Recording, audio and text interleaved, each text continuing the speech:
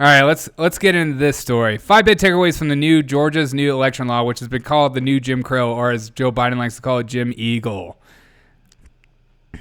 Georgia Governor Brian Kemp signed a sweeping voting bill law on Thursday, making Georgia the first battleground state to enact major changes to its election laws after last year's tumultuous election. And if you were to say that last year's election was just easy breezy, lemon squeezy, come on, you're out of your mind. That was not. Okay. The GOP effort comes after a disastrous few months for the Republicans in the state that included President Biden's victory in the November general election and Democratic wins in 2 January Senate runoffs. Yeah, but the Republicans gained House seats.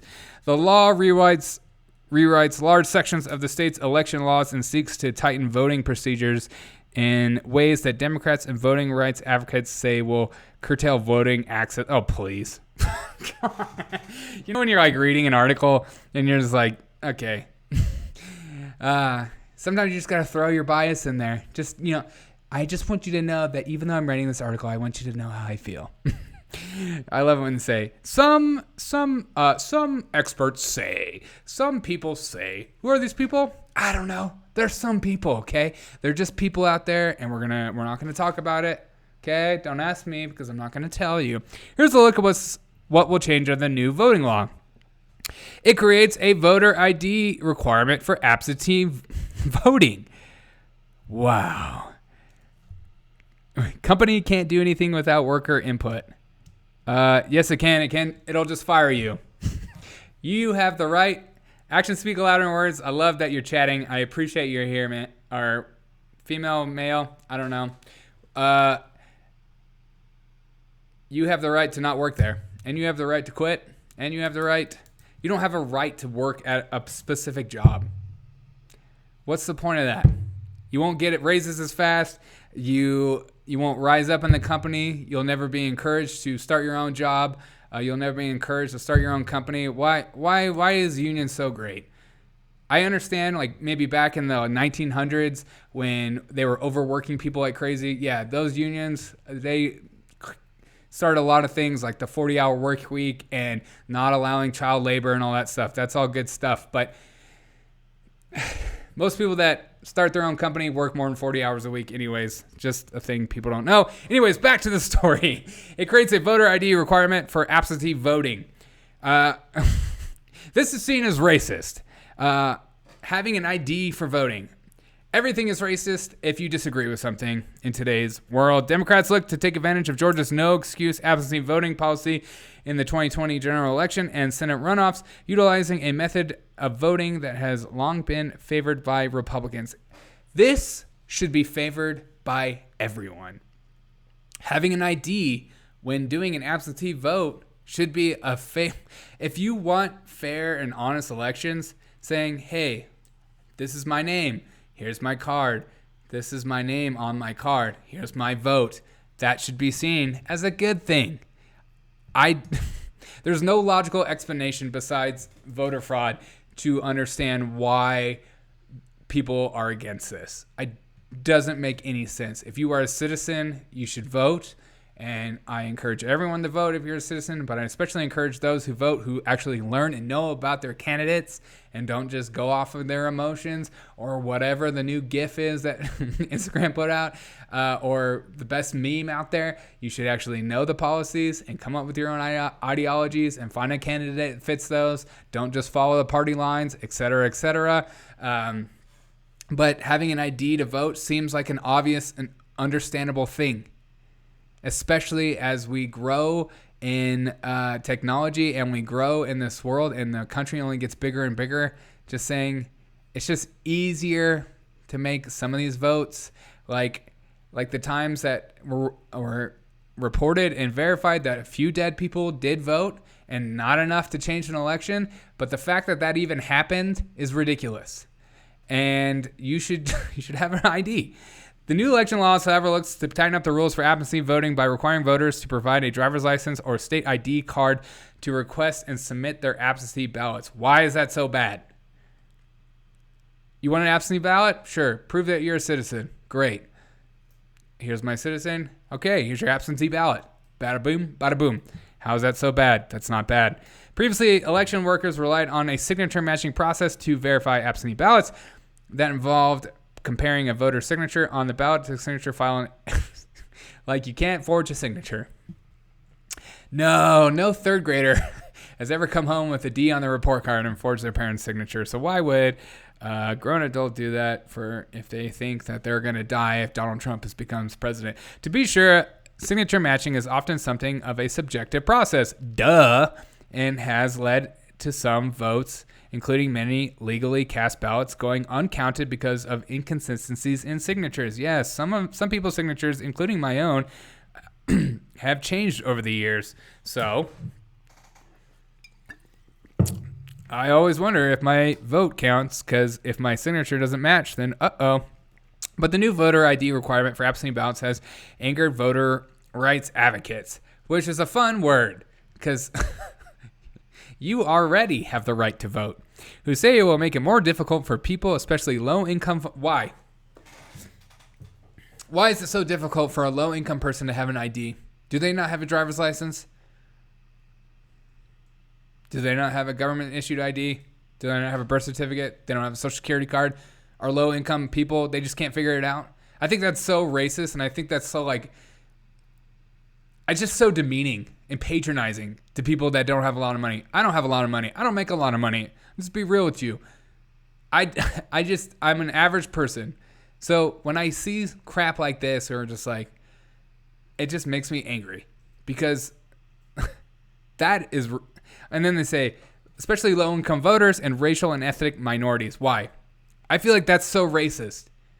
Why? Because people of different races can't can't get IDs?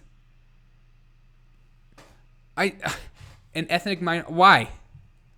Is it because they're illegals? Then that's another thing. But just saying people of different races other than whoever's writing this article, I'm assuming a white person, because why would you say that? But why? How is this okay to say? This is more racist than saying it's racist to have a voter ID. Saying that people of certain races and ethnic minorities, especially low-income voters, struggle getting an ID, that's racist, because I have more faith in low-income voters and people of different races other than myself and ethnic minorities. I have more faith in those people than obviously this person writing this article or people in the Democratic Party assume to use the absentee ballot system. Seriously, it makes me angry. It generally makes me so angry reading this crap, because I know people that are low-income, of different racial backgrounds, and I guess are ethnic minorities, who are smarter than me, and they can figure it out. Oh, no. But this is okay to say. This is okay to say because it's a general narrative that we just accept. No, I have more faith in low-income voters. I have more faith in people of different races than me, and I have more faith in ethnic minorities than obviously this person writing this. I just do. And if you have a problem with that, you should check yourself. Because I think everyone can learn how to do stuff. I think everyone can get an ID. Unless you're a criminal. Well, let's keep going. It limits the use of ballot drop boxes, which those were overused due to the pandemic. Georgia began allowing the use of ballot drop boxes last year in response to the coronavirus pandemic. While the new law will allow for them to remain permanent fixtures of the state's election process, it also looks to curtail their use. Under the new law, ballot drop boxes will have to be located in early voting locations and can only be accessible when those polling sites are open. What's wrong with that? If a polling site's open, a drop box should be available. What's more, those drop boxes won't be available in the last 4 days of the election. Right, because the whole point of an absentee ballot system is to get it in early, because you are saying, I'm not going to be there. When drop boxes become partially useful because of potential postage delays that could cause ballot to arrive late in election office. So that's the why you stop 4 days early, which makes sense. There's nothing wrong with creating rules for people. We have rules. Here's the speed limit. Don't drive faster than the speed limit. If you want to do absentee ballots, you have to do it 4 days before the election. Don't make me do that. That's just not fair. What's not fair? We want it 4 days early so we can actually count. The law mandates at least one drop box per county. Okay. But it also limits additional drop boxes to either one per 100,000 registered voters, which makes sense, or one per voting location, which also makes sense, depending on which is fewer. Trump rallied against the use of drop boxes last year, claiming that they were vulnerable to tampering and voter fraud, despite the fact that drop boxes have been... you know when you're like reading an article and you can just feel the bias coming through and they're just like, Trump said this, but... Despite the fact that drop boxes have been used without incident for years in many jurisdictions. Yeah, but this year was different. Let's be real. The pandemic and coronavirus stopped people from doing in-person voting, so this year was a whole different. To say it's all been the same, and last year there was no different than any year before. It seems a little silly. So yeah, I have no problem with that. Do you have a problem with if people do absentee ballots, they have to do it 4 days early before the election? They have to turn in their ballot. If you don't, oops, you missed it. I swear, some of these politicians just think you and I or people out there are children, and they just can't figure out life for themselves. You need to wear this. You need to look like this. You can't go here. You can't do that. If you want an absentee ballot, it's got to be put in 4 days early. Is that too hard? We'll give you an extended deadline. Is that too hard? We'll give you an extended deadline. Yeah, it's like that. It's just like a terrible teacher with no rules, and you know you can get away with whatever you want. And that's just, we have rules in this country. Just they're not speed limit. Like I said, it gives state lawmakers sweeping control over elections, which I'm okay with. State lawmakers and Georgia state election boards are set to gain new powers under the law, while the Secretary of State will be stripped of one of its key roles. The law allows the state elections boards to temporarily suspend county election directors and boards that it deems in need of review.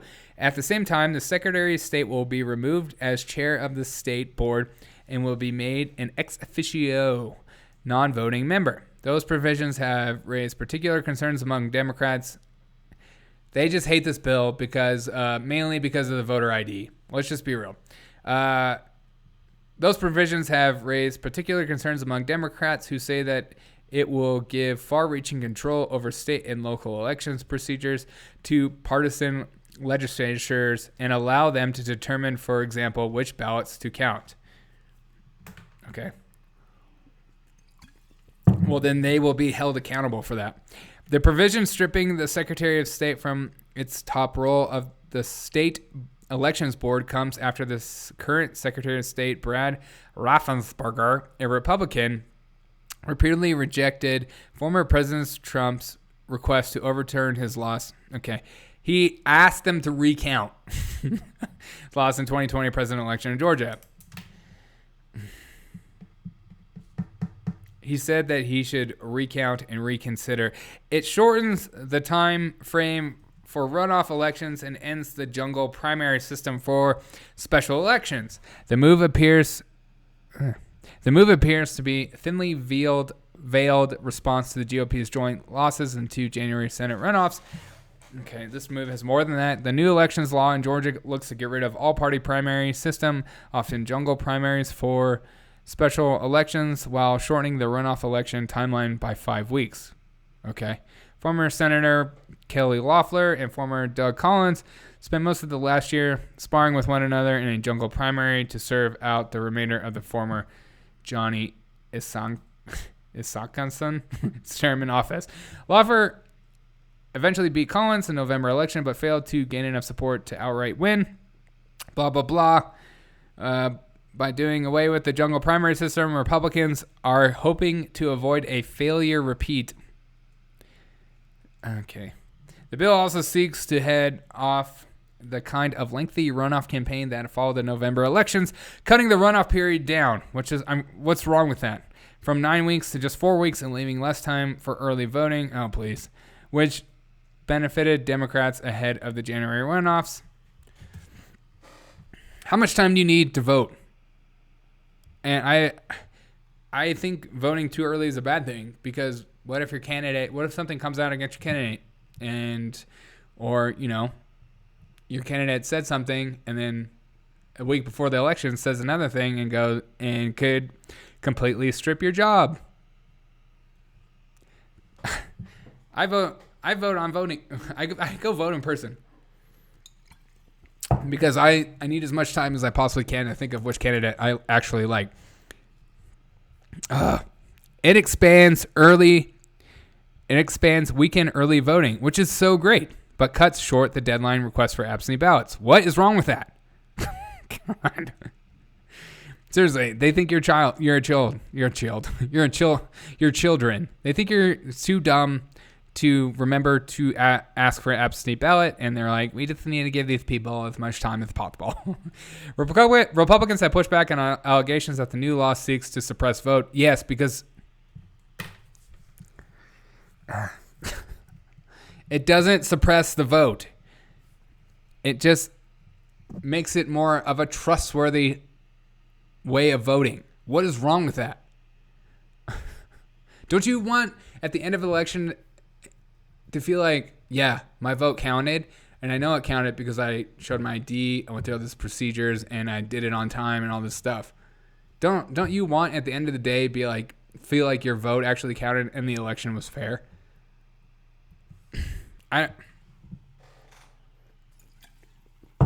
Some of this stuff is such nonsensical. Pointing to a provision in the bill that expands weekend early in-person voting. A bill that expands weekend in-person voting by requiring 2 early voting dates on Saturdays and giving counties the option to hold early voting on 2 Sundays. Great. Go to church, right after church, go vote. The law also mandates 3 weeks of early in-person voting and requires early voting sites to be open for at least 8 hours and up to 12 hours. Doesn't sound like suppression to me. Suppression would be like you have a physical fitness test before you go vote. You have to prove that you're sober. You have to prove that you can do at least 5 pull-ups, that you aren't wearing glasses because maybe your eyes aren't. You have to go through an eye exam. You have to get a checkup. You have to get a prostate. Like, what the heck?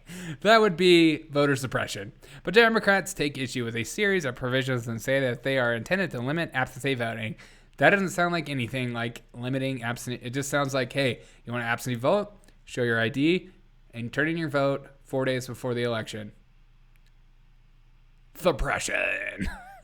The law sets a new deadline for requesting absentee ballots up to 11 days out from the election instead of 4. What's more, it bars state and local officials from sending out unsolicited absentee ballots request applications to register voters, a step that Raffensperger's office took last year ahead of the jump to primary elections. The law also, I got absentee ballots, and I have friends that got absentee ballots, the people that didn't even live there. It was just automatically sent out. And do you not think that there's not one stupid person that gets one of those and goes, I'm just going to fill this out? The law also looks to tighten rules around third-party groups, requiring them to be more clearly labeled absentee ballot applications sent to voters. Another provision bar volunteers from passing out food and drinks. Okay, this is the one. This is the part of the bill that all my liberal friends are losing their freaking minds about, and it cracks me up. Another provision bars volunteers from passing out food or drinks to voters waiting in line to cast their ballot. Something seen last year as voters, certain jurisdictions faced hours of long waits. Here's a cup of water. Vote for Joe Biden. Here's a pizza. Vote for Trump. I mean, that's silly. It's silly, and I don't care. If some person in a Biden shirt offered me some water, I would take it, and then say I'm not voting for your candidate, but thank you for the water. Like, they said, hey, I'll give you water if you vote, which might be happening, but that's just such a silly part of the bill, which I don't care. The whole, like, candidates need to be, like, a certain amount of number of feet, or, like, signs can't be very close and stuff like that. That part's all silly. I don't really care. And all my friends that are liberals are losing their minds about that and acting like it's like the worst part of the bill. But this is just obvious stuff to fortify an election to make it more trustworthy of a service, and it's seen as controversial. Makes no freaking sense to me. It only explains, it only encourages conspiracy theorists and people that don't trust elections, and I think that's a huge problem, especially a country our size, and especially a country with the power we have and the technology we have to say like this is racist is only.